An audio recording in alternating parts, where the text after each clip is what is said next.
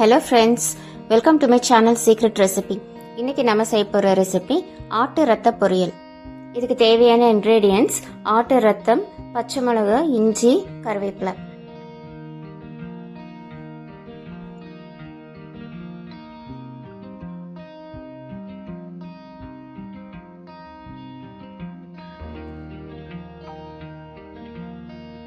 இந்த ரெசிபி ரொம்ப tasty and healthy recipe. நமக்கு செய்யறதுக்கும் ரொம்ப சுலபம். இது ரொம்ப டேஸ்டியாக இருக்கும். இது குழந்தைங்கள்லேருந்து பெரியவங்க வரைக்கும் எல்லாருமே நல்லா விரும்பி சாப்பிடுவாங்க. ஸோ ஃப்ரெண்ட்ஸ், இந்த வீடியோக்குள்ளே போகிறதுக்கு முன்னாடி சீக்ரெட் ரெசிபி சேனலுக்கு சப்ஸ்கிரைப் பண்ணுங்கள். ஸோ தட் என்னோட நோட்டிஃபிகேஷன்ஸ் எல்லாமே உங்களுக்கு உடனே வந்துடும். இப்போ வாங்க இந்த ஆட்டு ரத்த பொரியல் எப்படி பண்ணுறதுன்னு பார்க்கலாம்.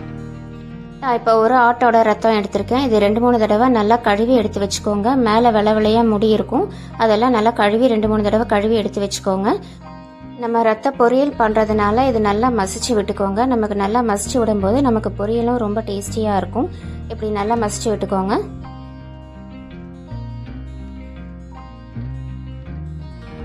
பாருங்க, இந்த அளவுக்கு மசிச்சிருந்தா தான் நமக்கு பொரியல் ரொம்ப டேஸ்டியாக இருக்கும். இது கூட 4 பச்சை மிளகாய் எடுத்து வச்சிருக்கேன். உங்கள் காரத்துக்கு ஏற்ப நீங்கள் எடுத்துக்கோங்க. ஃப்ரெஷ்ஷாக ஒரு கொத்து கருவேப்பிலை எடுத்திருக்கேன். ஒரு சின்ன பீஸ் இஞ்சி எடுத்திருக்கேன். இதை நம்ம பொடி பொடியாக கட் பண்ணி நம்ம அதில் சேர்த்துக்கலாம். அடுப்பில் ஒரு கடாயை வச்சுருக்கேன். நான் கொஞ்சமாக தேங்காய் எண்ணெய் சேர்த்துக்கிறேன். இந்த டிஷ்க்கு நான் தேங்காய் எண்ணெய் சேர்த்துருக்கேன். எண்ணெய் சூடானதுமே கடுகு சேர்த்துக்கலாம்.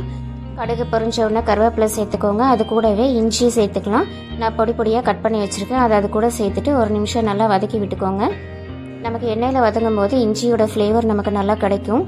அது கூட நான் பச்சை மிளகாய் சேர்த்துக்கிறேன். உங்கள் காரத்துக்கு ஏற்ப நீங்கள் சேர்த்துக்கோங்க. 2 கட் பண்ணி நீங்கள் சேர்த்துக்கோங்க.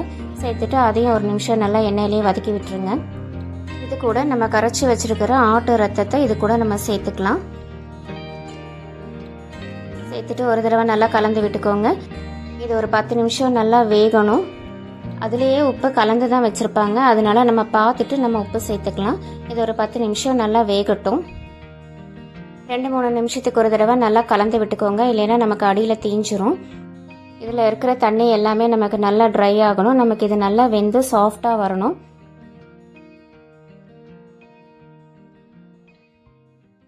இப்போ பாருங்கள், அதில் இருக்கிற தண்ணி ஒரு 80% அளவுக்கு நம்மளுக்கு வத்திருச்சு.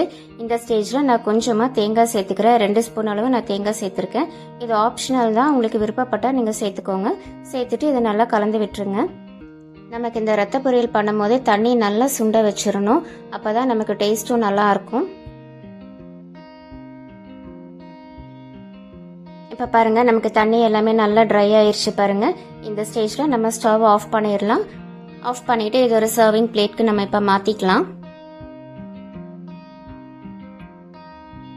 பாருங்கள், இப்போ நம்மளோட சுட சுட ரத்த பொரியல் சூப்பராக ரெடி ஆயிடுச்சு. பாருங்கள், இது ரொம்ப டேஸ்டியாக இருக்கும் அண்ட் இது ஒரு ஹெல்த்தியான டிஷ்ஷும் கூட.